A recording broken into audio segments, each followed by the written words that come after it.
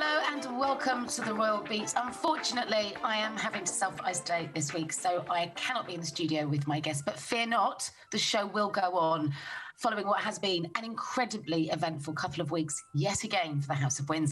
Coming up, we're going to be discussing where the royal family are in terms of reaching a tipping point following more revelations from Prince Harry with his new television show with Oprah, which sees him sharing incredibly painful moments from his past. Plus, we're going to be looking into the latest on the controversial BBC Martin Bashir investigation into the now infamous Princess Diana Panorama interview.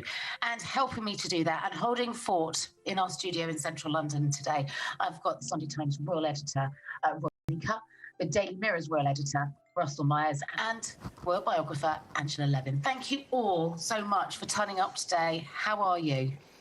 Very well. Very well. We're missing you. Yes, there's a hole here. I can't believe we've managed to do a whole year of shows in lockdown, and yet here I am at the tail end of one, as you're all out and about, but there we are. These are the times in which we live. We've got so much to talk about on today's show. As we all know, back on January the 8th last year, the Duke and Duchess of Sussex announced that they would be stepping back from their positions as senior royal family members, following talks at Sandringham with Prince Charles, Prince William and the Queen. However, as we've discussed many times in recent weeks, the couple have not gone quietly. There's been previous claims in interviews with Oprah of racism from Harry, of claims that Prince Charles has handed down a cycle of genetic pain and suffering. But in this latest interview with Oprah, with their Apple TV series, we see Harry undergoing therapy and share what are incredibly raw, personal, painful recollections of his life as a member of the royal family. So, Roya, I'm going to come to you first. What did you make of this show? I mean, I thought it was incredibly candid of Harry, but I suppose that's what we've come to expect from him. I think the level of detail that he went into about his feelings of anxiety, particularly with regards to coming back to London and that being a trigger for him in terms of his childhood and how it will always remind him of his mother, were very sad, actually. And I think again, the show will have made difficult listening for the royal family, because very soon after the Duke of Edinburgh's funeral, we had, which Harry came back for, of course, we had Harry talking about very private family matters and talking about, as you mentioned, this genetic cycle of pain. That will have a family sort of still mourning their former patriarch. I think that would be very difficult to hear, but of course that's Harry's prerogative. He feels better out than in at the moment. He'd rather be talking and expressing his feelings in terms of how he has struggled, and he feels that's a way to help lots of people. But it's certainly, it caused as many tidal waves, I think, as the Oprah show the Oprah interview that we saw earlier in March. I think so. I mean, there was one point in the show where he says, "I will not be bullied into being silent." And you can see that he is very much, and tell me if you disagree, appears to be a man who is very much a work in progress, which I think he would say so himself, but very angry, very hurt, and almost having sort of a series of epiphanies where he wants to share everything that he's feeling, which obviously is difficult for members of his family, because they are institutionally bound by silence and not really able to have a right to reply. Would you agree with that? I would agree with all of that. You can definitely feel the raw emotion and anger coming from him. It's interesting, the royal family tend to not reply and respond to all of this, but I suppose that probably makes it even more painful, because I'm sure there's probably quite a lot the Prince of Wales and other members of the family would like to say in response, particularly the Prince of Wales, who I think has come under quite heavy fire, both in that Oprah interview back in March and in the podcast we recently heard Harry do before, and now this new documentary. The Prince of Wales has really come under quite heavy fire in terms of Harry's account of his parenting. He's sort of maintained a dignified silence. That's his ploy, I think. And I think that must be hard, because I think there's a lot he wants to say. But it's if Harry has decided, as you say, he's a work in progress. He feels he's really benefiting from the counselling and therapy he's had. He feels it's opening up emotions and helping him in his new life across the pond. And good luck to him. But one wonders if you have to, in order to do that, do you have to so publicly speak about your family in such a negative light? I think that's probably the question mark. Absolutely. Russell, we heard him share how he felt in that moment following his mother's coffin at walking behind that coffin on that day with the world watching, and he shared his anger, his dismay at that, the fact that he felt that he wasn't able to grieve as openly as people who'd never known or met his mother were able to, as he walked with his father and his brother and his uncle and grandfather that day. Were you surprised to hear him go there?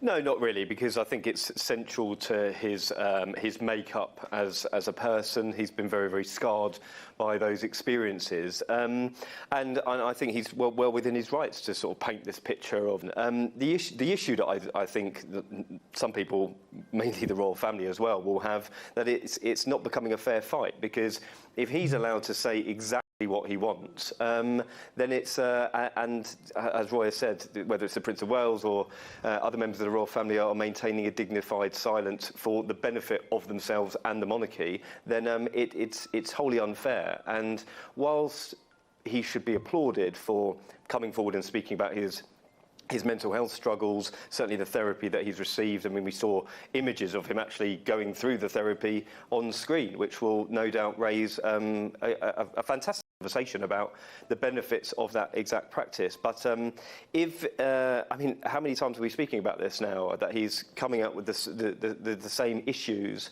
and the same attacks on members of his family, while they essentially just can't say anything. And I think that it's a dangerous game, because it's on the one hand he will be celebrated, but if it keeps on going, and that's just his tact of attacking his family whilst airing his grievances. You may say he's a work in progress, but where does it stop? And I think that's certainly something for him and his advisors, if he does have advisors at the moment, to be seriously considering.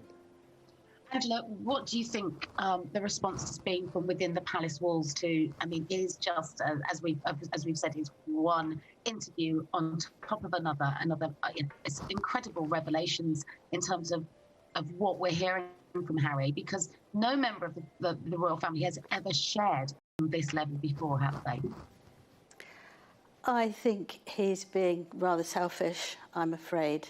I was very shocked when he said yet again that how much he resented all the people that were surrounding him crying, because it was his mother and they shouldn't do that. And it showed that he was still very immature, because I could understand when he was 12 feeling like that. He said the same thing to me when I interviewed him in Kensington Palace. But I think he's now 36, and I think that bit of his life he should be able to cope with.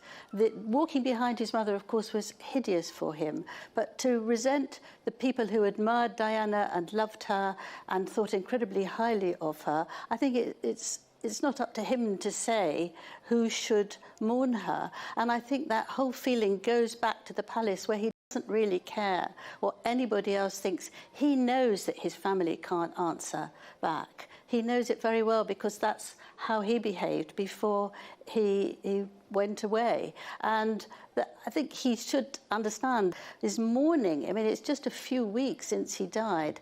And I think to put that heaviness on her, when he knows very well that she adores him and his father, who's done his best. He might not have been the best parent, but I don't think anybody's a perfect parent anyway. And there's loads of pictures and loads of incidents where they got on extremely well. And he doesn't mind who he hits out at. So I think it's absolutely justified, as you both have said, in talking about himself. But I think he should hold his horses, as it were, and not attack his intimate family, who've been suffering very much when Prince Philip died. Yes. I mean, there is no calling where this goes next. Is that? I mean, we know that he applied for permission from the Queen at the beginning of this series that he's made with Oprah over 2 years ago, and she signed off on it, probably unaware of how the narrative would become so personal. Okay, well, let's see what happens next with Meghan and Harry. But now let's move on to matters closer to home, the Cambridges.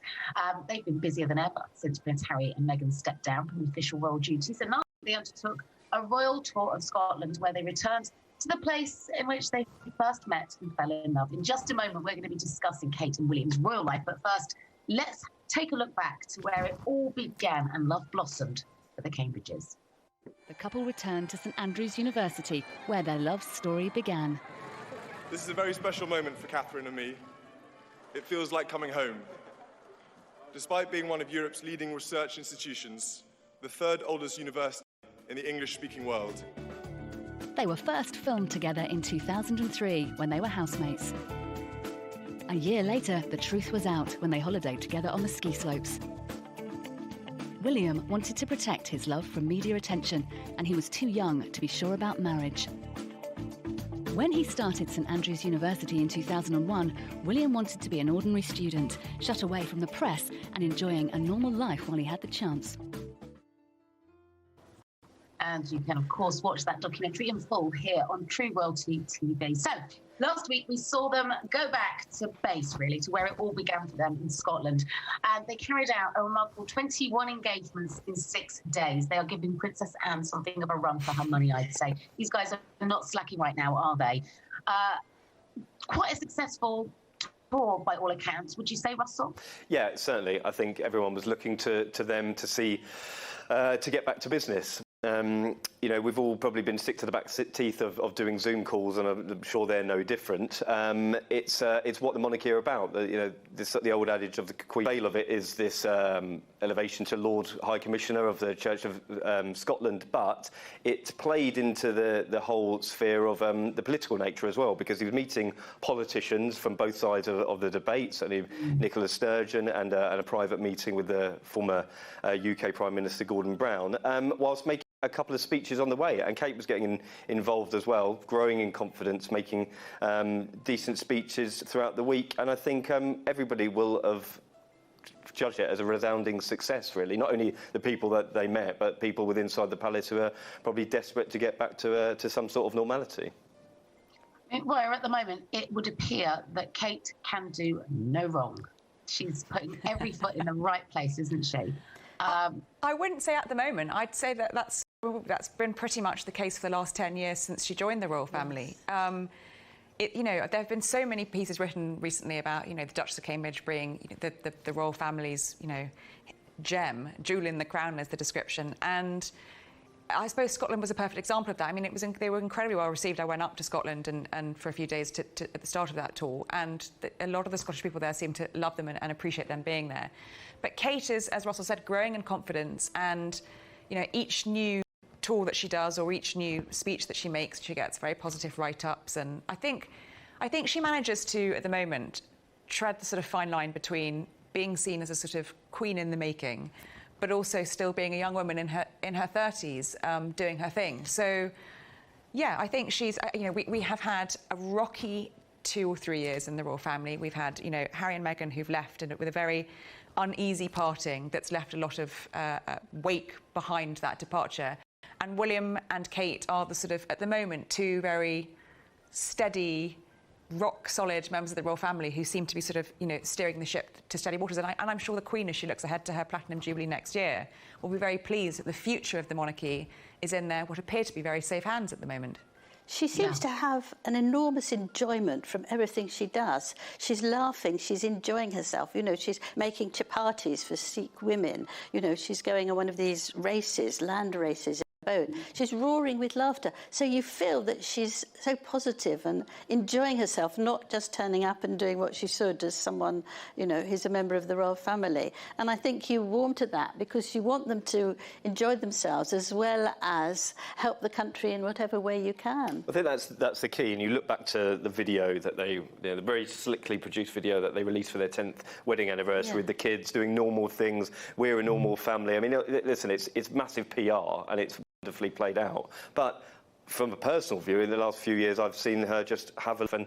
Isn't that the key to it all? Is it, you know, do something you love every day and you won't work a day in your life? Well, they seem to be having a lot of fun, and that certainly takes the pressure off them as well, because the pressure is on them. They've, you know, doubled their workload over the last year. No doubt that's going to be an awful lot of a huge burden on them because the Sussexes aren't there. So they might as well have a laugh while they're doing it. They also seem to very care about the people they speak to, whether it's nurses or first aiders, small children. They've got the touch now. They go bend right down and talk to them very intimately and seem really concerned and interested. And of course they do a lot of research first so that they know the questions to ask and to feel sympathetic to them. They seem very, very caring. I thought the other interesting thing I noticed actually about the Scotland trip was William's speech right at the start of the week when he gave the address to the General Assembly of the Church of Scotland with Nicola Sturgeon there. He gave a much more personal speech than I think any of us were expecting. And he talked about how Scotland had this very special place in his heart, how he'd experienced his saddest moments there, how he was at Balmoral when he found out Diana had died, and his happiest moments meeting Kate there. And he went into quite a lot of detail about that. And it's quite interesting off the back of we've had quite a few weeks of Harry bearing his soul and being much more personal, that something that was quite a formal occasion for William, he made very personal. And I think, you know, he's quite canny in terms of seeing what plays out well, what doesn't play out well, and I think adapting that. Because I think he knows. You know, he talked the other day about whether he's nearly 40, they don't feel young anymore. I think he understands, and they both understand, that in order to maintain appeal to younger people, it's no bad thing to speak quite personally, because that seems to resonate with the younger generation at the moment, you know, making the royal family feel less stiff and more accessible. So I was quite surprised as I was there listening to that speech, just how personal he went. Don't you think he also wants, I mean, he said that he didn't want what happened to his mother and losing her to break me. I want it to make me. So he's trying to be very positive about what his loss was and try and use that terrible experience to grow and be sympathetic and understanding. Whereas Harry is still way down below the earth, really, about what happened to him. He can't actually, he's not recovering from that. He's still full of fire and fury. I think we've seen that not only in the interviews that he's giving. He's firing pot shots off at his family. He's unhappy with the way that he was treated in the media. I think that you saw the two very different statements a couple of weeks ago about the BBC scandal. William being very, very statesmanlike, and Harry using it as yet another dig to have at the media. And again, I think that maybe he could take a leaf out of William's book and use the about it, but I'm not sure he sees it that way, to be honest. Well, we're going to pick up on the BBC's investigation into itself and Martin Bashir's unethical use of journalistic tactics to secure that interview in a little while. But for now, we are going to take a short break, but still to come, all of that. Plus, we'll be looking at the Queen's coronation, so please don't go anywhere. Don't miss The Royal Beat on True Royalty TV, the world's first and only on-demand TV channel devoted to the best documentaries and shows about royalty. The Queen and Charles, mother and son, explores the pair's relationship and the struggles that come with balancing motherhood with monarchy. Kate, a young queen in waiting, features never-before-seen footage of her work during the pandemic and reveals why the Duchess has captured the hearts of so many. George III, the genius of the Mad King, looks at the remarkable achievements of a king who's suffered greatly. You can get this and more only on True Royalty, the home of Royal TV. Welcome back to The Royal Beat. Today's show is coming to you partly from my home in London, whilst I self-isolate, and holding fort for me in the studio, we have the Sunday Times royal editor, Roy Nicker, the Daily Mirror's royal editor, Russell Myers, royal biographer, Angela Levin. Let us talk about the BBC's panorama interview with Diana. Back in November 1995, the world watched with their jaws on the floor as Diana sat down with Martin Bashir and gave an interview that went on to quite literally change the course of royal history. Now, 25 years on, the BBC has issued an apology not for the content of the interview itself, but for the way in which the interview was secured and obtained. At the end of last month, the BBC released the results of an independent investigation into the unethical tactics that Martin Bashir used to secure the sit-down interview with Diana, as well as how the network failed to adequately respond when it was told that forged documents had been used and that Bashir had behaved unethically back in 1995. Following this, Prince William made an unprecedented move and decided to speak out about this and his indescribable sadness.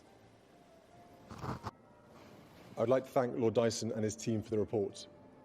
It is welcome that the BBC accepts Lord Dyson's findings in full, which are extremely concerning.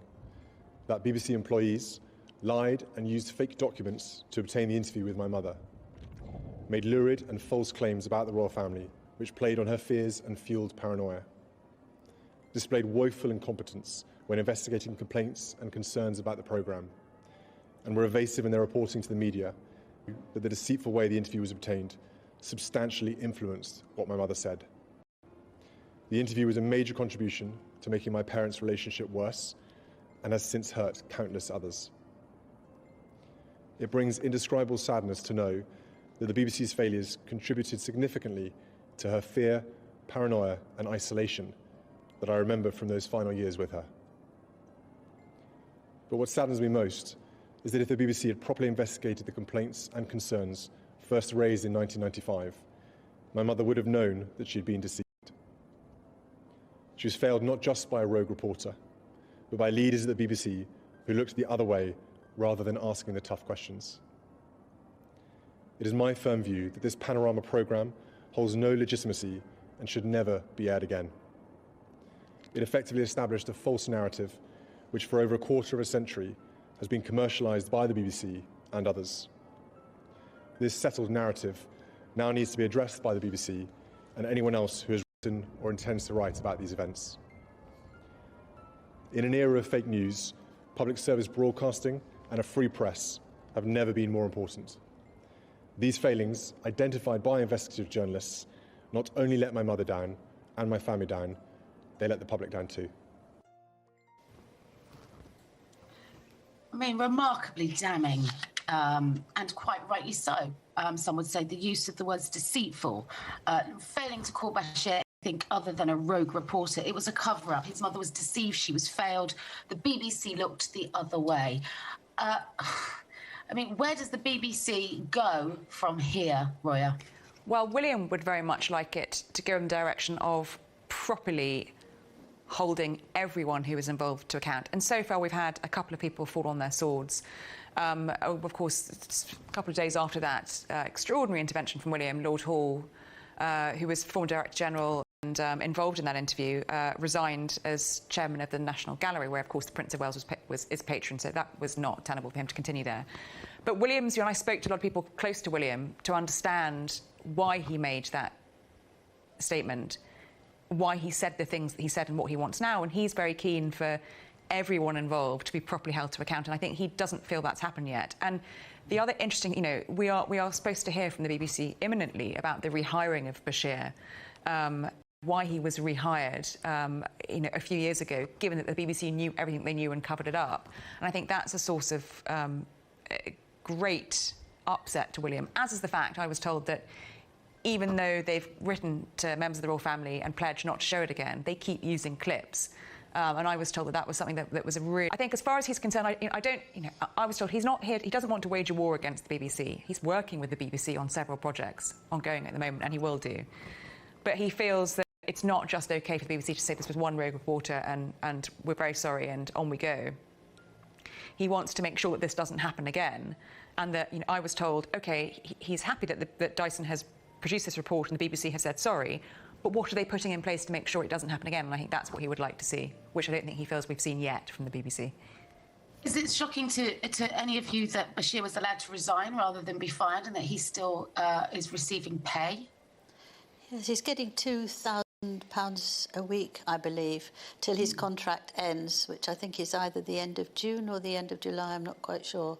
And they've said that that was the much better way of dealing with the situation than paying him a lump sum to go. But why would you pay somebody anything if they have behaved dishonourably? Well, the issue probably is that he's had a range of health problems, and I imagine that the BBC probably thought that this could go away, you know, more quietly if they were to continue to pay him to the end of his contract, and then he was allowed to resign. I mean, Tim Davies-View, who's the Director General now, I mean, I was listening to him on the radio the other day, was asked this exact question and said, we took the view that him resigning would be better than us firing him, because firing him, he would have been entitled to a payoff. Precisely, yes, precisely that, exactly. So yes, he's being paid to the end of his contract, but he's not being paid as much as he would have been paid if they'd said, you've behaved appallingly, you're fired. He'd have got a much bigger payoff from the BBC, and I think that would not have sat well either with the royal family licence fee payer as the taxpayer. I'm staggered that you can be fired from a position and still get a payoff. Well, they should have made... That feels like new territory to me. Well, again, arguably, they should have made an example of him. They should have come out and said he would behave disgracefully, all the things said in Lord Dyson's report and by William as well, and then some, because they should have drawn a line in the sand over it. However, I don't think we've heard the last of it, because not only have you got Lord Dyson's report to still be considered by them, the BBC is, as Tim Davie was saying, he's going to launch an investigation of the investigation almost, because they need to make sure that they can't just say, well, this was back in the 90s, things have changed. They need to make sure that it won't happen again, and that there have been wholesale changes in the past and in the future. Lord Dyson himself wants to expand what he was asked to do, because he was just given the one project of looking into this. He couldn't actually investigate why Bashir was taken on in 2016 it was, when he was brought back as religious editor, which seems rather strange from his behaviour anyway. But he hasn't been granted that authority yet, and I think that's very wrong, because if the BBC's investigating, everything was fine, they've investigated it, and that's 1996. Everything's fine and it can go ahead because it was all done with good grace. Well, they could do the same thing again and again. And I think it shouldn't be done by the BBC themselves. Do you think this would ever have come to light had Earl Spencer and William not intervened and demanded questions be asked and answers supplied to those very difficult questions? Well, it had come to light, but people were still turning a blind eye to it. I think this sort of untouchable nature of the BBC, how senior executives behaved, was absolutely disgraceful. And certainly, if Lord Dyson is given the powers to investigate further, then no doubt he will find that. I mean, you've seen BBC executives being absolutely destroyed about how their behaviour and how they just turned blind eye to not only Bashir's involvement, but then years later covering up the cover-up. So yeah, it would be very, very interesting to see what the evaluations and conclusions are from the whole investigation, because we haven't seen the end of it, and certainly by Charles Spencer saying you can draw a line between his meeting of Bashir 2 years prior to his sister's tragic death, and that is absolutely damning. That really is. And were you surprised with the response that Bashir came back with in light of this? You watch William's speech that we've just played here. You look at Dyson's findings, and then you look at what Martin Bashir has to say by way of response. It was an extraordinary interview. It was a brilliant get by my colleague Rosamund Owen on the Sunday Times on maternity. Incredible. She pulled in that interview with Martin Bashir. But it was, I mean, he was very just unrepentant throughout. And I felt that really came through in how Ros wrote it up.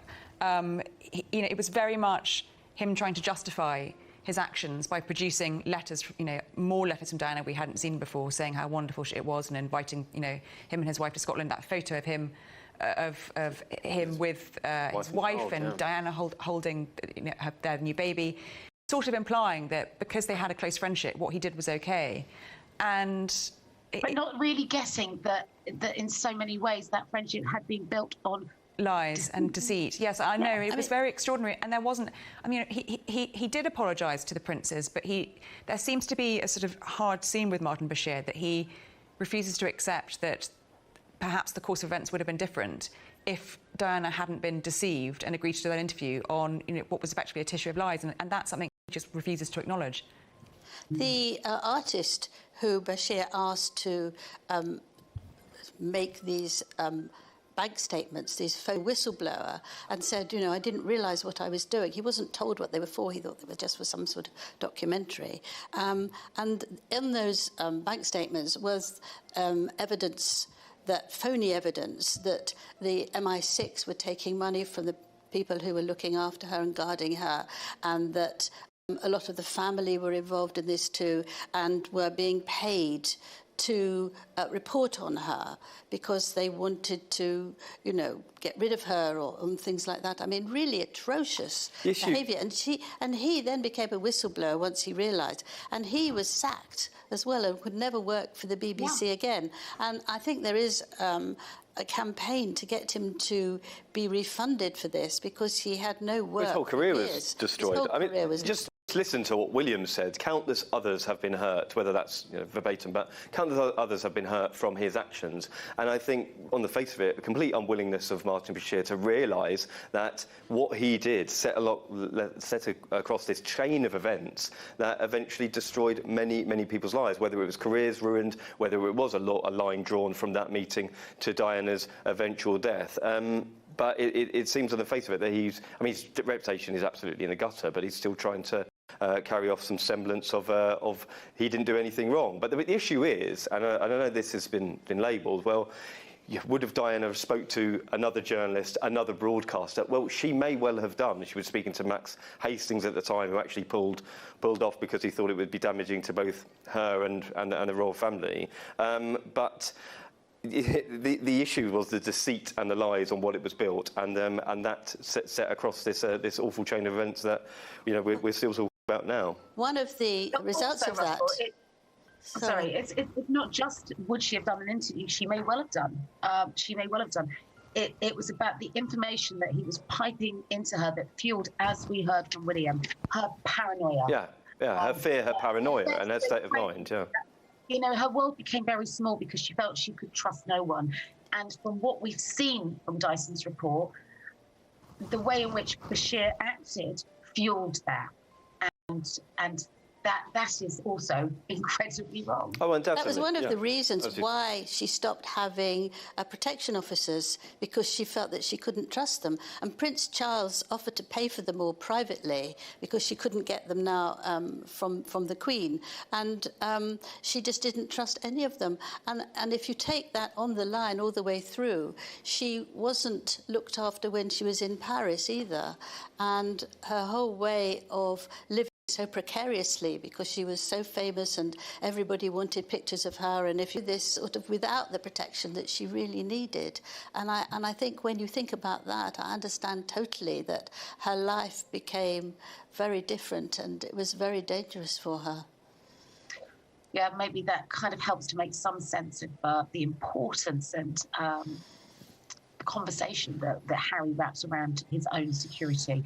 But no doubt we will recall, we will return to this, I'm sure, because as you say, there is much more to come on this story. But for now, let's move on to something from the history books that hopefully puts us into a slightly happier place. Yesterday was the anniversary of the Queen's coronation, the day in which she was crowned in Westminster Abbey, 16 months after she took to the throne. At Elizabeth's request, the ceremony was broadcast on television and radio around the world. Television was in its relative infancy and brought home the splendour and the deep significance of the event to hundreds of thousands of people in a way never before possible. Prime ministers and leading citizens of Commonwealth countries were present to witness Queen Elizabeth II taking the coronation oath. Or pertaining, according to their respective laws and customs. I solemnly promise so to do.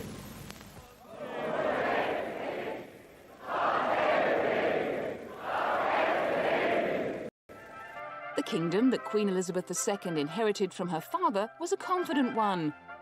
The war had ended, and 1953 proved to be a golden year that imbued Britain with a sense of optimism. And you can, of course, watch that documentary in full here on True Royalty TV. So my first question to you all is, why was the coronation so long, 16 months after her taking to the throne? Well, first of all, because I wanted to have a year of grief for her father, King George VI. So that was one reason. The other reason was the then Prime Minister Winston Churchill, who felt that in 1952 the country was in such a bad state after the war that everybody must keep working every single day and not get any time off. So they thought that if they could get both done in that year, then people would feel a bit more hopeful about the economy and also could move forward from the death of her father. Which all makes sense now. Yes, of course, we forget that we were on 7-day working weeks here in the UK trying to rebuild the country at the time. That's something that she would have been, very sensitive to, and continues to display that sensitivity across her many, many years as our monarch. We know that she's relishing being back to work in so many ways as she still comes to terms with the loss of her husband. This week we saw an announcement that next year we'll have a So she's back in the driving seat, so to speak, in terms of just getting back to business, isn't she? She definitely is, and we're going to see. The Palace have briefed that this is, we're going to see a lot more of her doing physical engagements, not just in the next few weeks and months, but we'll see a lot of her next year over the Platinum Jubilee. And I think the Queen, having had this rather extraordinary year in isolation at Windsor Castle, not getting out and about as much as she would like and doing a lot of these virtual engagements, it will be great for her to get back into that sort of zone of her normal working schedule, because I think that's one of the main things that keeps her going. Yeah. And as much as we've all enjoyed seeing her, grapple and come to terms with video calls, I think she's very keen to get stuck in and get out there. And we've just heard that Buckingham Palace have announced that she's going to be meeting President Biden and Jill Biden at Windsor Castle later this month in June. So that's going to be a very big moment. So there is a feeling, I think, that the Queen is, having been sort of almost hidden away for the last year, we've seen so few engagements out and about in person, is re-emerging and cracking on with a very busy schedule of engagements, which is pretty amazing for a 95-year-old.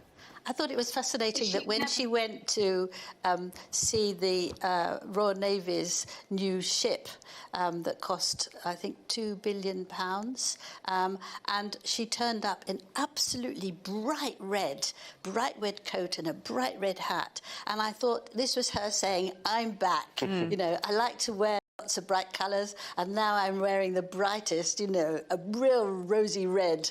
And I thought it was very touching, that outfit, actually, and said more than what she was actually wearing. I thought it was quite Top Gun, that engagement, because I loved the image. I loved the imagery there of her in that very striking red outfit, with the fighter jets either side of her and the ramp of the this massive great warship going down. It was just was like, well, this is a 95-year-old Queen with all these, with all the sort of, the American Royal Marines who were on board with her and all the Royal Navy there. Just, this was a warship named after her, the HMS Queen Elizabeth. Yes. It was just, yeah, you're right. It was a very I'm back in business moment with a bit of Top Gun. She is, you're absolutely right, remarkable, 95 years old and continuing unabated. Talking of colour, we know that for the Trooping of the Colour, she will be attending with the Duke of Kent, her cousin. He will step in as her +1. So is that a signal or a sign, do you think, of her adjusting to life as a widow? Yes, I do think that, actually. She's so positive, the Queen. She'll do things to take her mind off what must be terrible without him and her loneliness. And she would, she doesn't want to stand there on her own and have people think, oh, poor thing. She wants to be positive. And so if she gets another member of the royal family to come with her, it's very different. But I think she was alone without him while he was alive. He'd retired. But to have someone else there to look after her psychologically, if not practically, I think it's a very clever idea, actually. Yeah, it's about imagery as well, isn't it? I mean, it'll be the same sort of format as last year, but then she cut a rather sort of solitary and sad figure. She was on her own. She was sort of kept away in the castle. We hadn't seen her for so long, and by having someone by her side, like her cousin, that we won't just be talking about the Queen on her own having to get to grips with being a widow. We'll be talking about the fact that it's quite forward-thinking. And I think that that's part of the course. It's always about evolving, looking forward to the Jubilee next year, and trying to get out and back to business. Is somebody there who you can whisper something to and then have a laugh? So people seeing you smiling. I think he's fallen over there. Yeah, that's always quite important on her trips. That wonderful smile she has that lights up her face. Also, I think it's worth acknowledging that whilst she comes to terms with the loss of her husband, she's also been very busy creating an exhibition that's going to be held at Windsor Castle that was originally planned to mark the Duke's centenary. And it will showcase the couple's everything from their wedding, their family life, Prince Philip's naval career, his charity work, right through to his love of carriage racing. How cathartic and difficult and emotional do you think it must have been to bring that collection together at a time like this? I think it's very hard for her, and I think that's why she's not going to be there and open it, as it were. She's going to go on a tour herself before it's open, and I think that enables her not to have people look at her and all those memories lined up one after the other. I think it would be very overwhelming to do that with people watching your every move, to go quietly and privately and to look at things and dab her eyes. She does very occasionally, I think is a much better idea. This is an intriguing idea. It hasn't actually been announced by the Royal Collection Trust, but if it's right, and it sounds like it probably will be, I think it'll be an exhibition that a lot of people will want to go and see, because, you know, we haven't had a national memorial yet for the Duke of Edinburgh, and there'll be a lot of people who want to go and pay their own tribute. And also, one of the great things about after he died, as I think Sophie Wessex said, was the public learned a lot of things about Prince Philip that they didn't know, because I think for a lot of people there is a stereotype of Prince Philip as the, you know, the gaffe-prone consort. And an exhibition like this, I think, will show the public that there was a lot more to the man than that. And of course, they were told not to come when he was very ill, and not to come after he died in the period between his death and the memorial service. So this way, they can come in throngs and look and feel very emotional anyway, and we're very proud to do that. Thank you all for coming in today and holding the fort. I will be back in the studio for the next show. Of that, I can assure you. My thanks to Roya, to Russell, and to Angela. And don't forget, you can carry on the conversation with us here on True Royalty on all of our social media platforms. We're on Facebook, Twitter, and of course Instagram. And any shows that we featured today are also available in full here on the channel. So take great care of yourselves, and I'll see you next time. Thank you all.